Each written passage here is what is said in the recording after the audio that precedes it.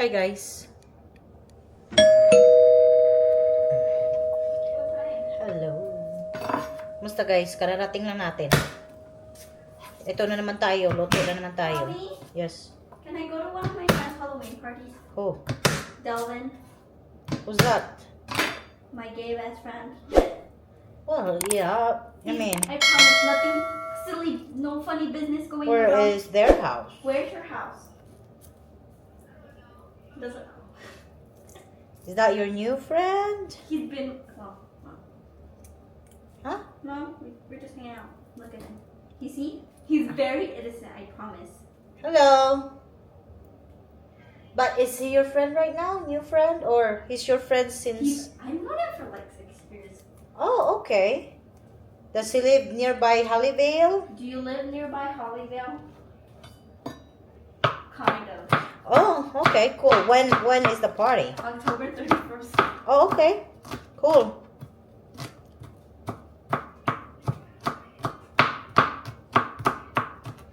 Paalam si Cassie kasi in-invite daw siya ng Halloween party ng kanyang kaibigan.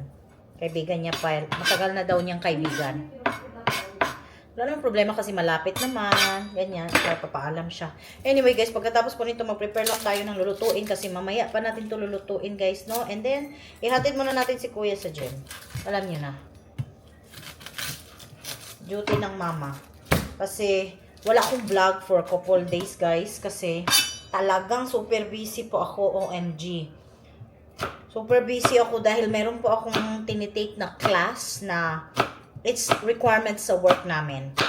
It's like a 1-week class. Kaya talagang focus ako doon. Kasi syempre, 'di ba, nagtatrabaho ako sa morning. And then pagkahapon, guys, I had to cook dinner quick and then get ready kasi may klase. My class was 4 p.m. hanggang 10:30 ng gabi. Kaya I'm super busy, kaya walang vlog. So let's go muna guys. Natin na muna natin si Kuya sa gym. Let's go. Yan. I-fry natin yan siya. Ito naman vegetable yung asawa para sa kanyang tacos. Nag-heat lang tayo ng pan guys. So, luto na muna tayo ng dinner guys.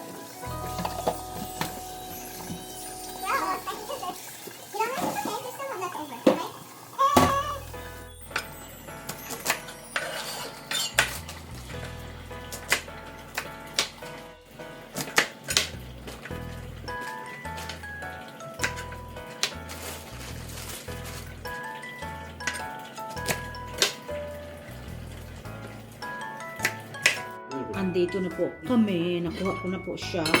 So, marami akong leftover. Ayan.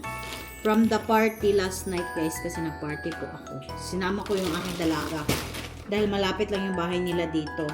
So, ito yung kakainin natin. Ito yung mga leftover na dala ko. Butchi. Sarap to guys. Kailangan lang to siyang initin.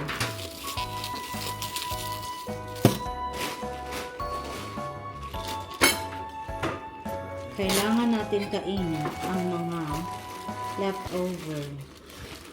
Kasi para matapon na natin ang mga basura nila. Anyway, pinakain ko na din yung asawa ko. So, of course, sarap na sarap po siya sa luto natin na napakasimple. Are you still gonna eat this chicken curry, Ken? No, I'm looking at it. Okay, I'm just gonna have it. That way I can throw everything in the trash. Tapos guys, Yeah, vinegar. kailangan ko kasi yung asawa ko. It's already a vinegar, Kent. I don't taste it. Oh, really? It's more at the bottom. Ang asawa ko, guys, kailangan ko po siya pagsilbihan dahil hindi na po siya makakalakad. Charot lang. Kalakad pa yan siya, guys. Pero syempre, doon na kasi komportable kasi siya doon sa kwarto niya. Kaya, dinadala ko na doon yung kanyang pagkain. Kanyang pudang ba. Ito.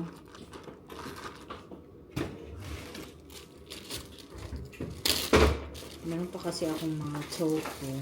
If you want rice, Ken, there's rice here that's already ready. Right here. Please. Initin na muna natin ang ating dinner. Tapos kailangan ko ng mga Where's the jalapenos?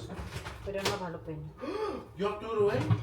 There's no jalapeno, Ken. No, jalapeno juice. Oh, look there. It's in the fridge. Just have to find it. Ito, ayaw nila ng aking ginawang, ayaw nila yung aking ginawang, ano ba to? Tawag nito. I remember how the taste is. So, Asparagus. So, magbaon tayo bukas sa work. Anyway, ang lasa. Kain na muna tayo, guys. And then, mamaya ulit. Hi guys! It's the next day.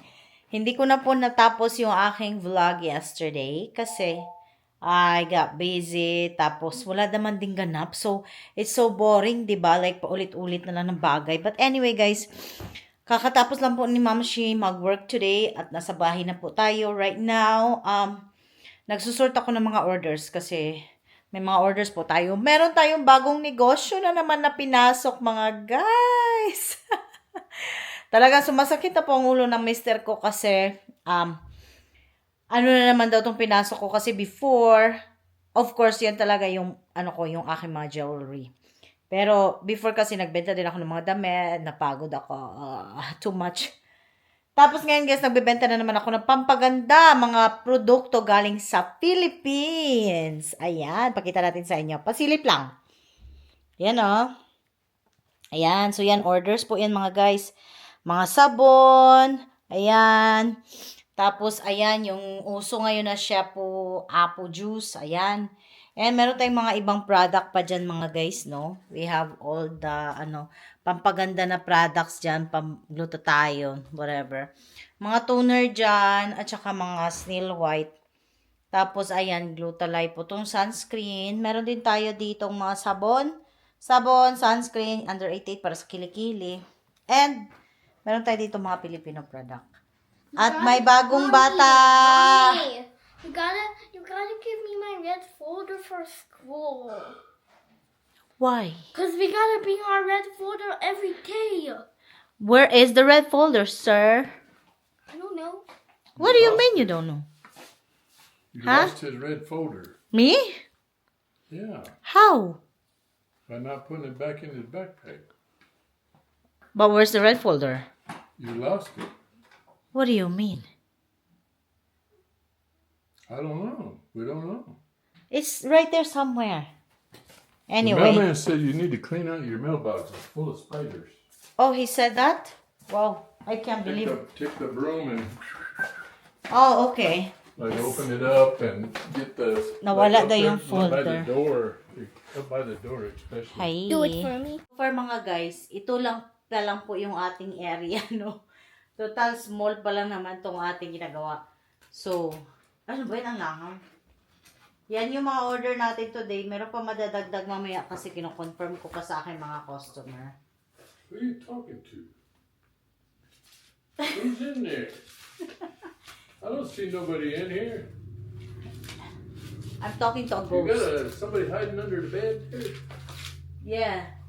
I'm hiding somebody. Why? Are you jealous? When I come home and then I see somebody jumping out the window, what's going on here? I'm cheating, guys. Yeah, this is what I do, guys. I horse around by doing all this stuff. Wala lang, gusto ko lang. I'm enjoying selling kasi talaga eh. Nag-enjoy talaga ako. So, pretty soon, I'm gonna have to,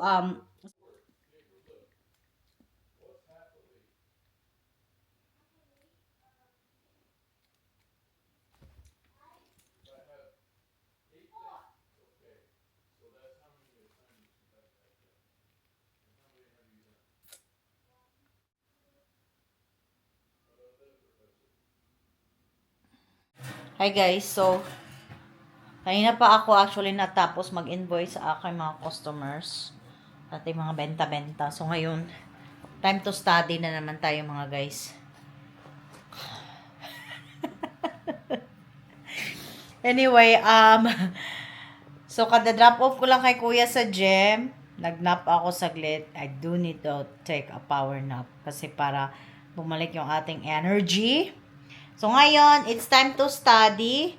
Nagsistudy tayo dahil kailangan po ito at requirement po ito sa ating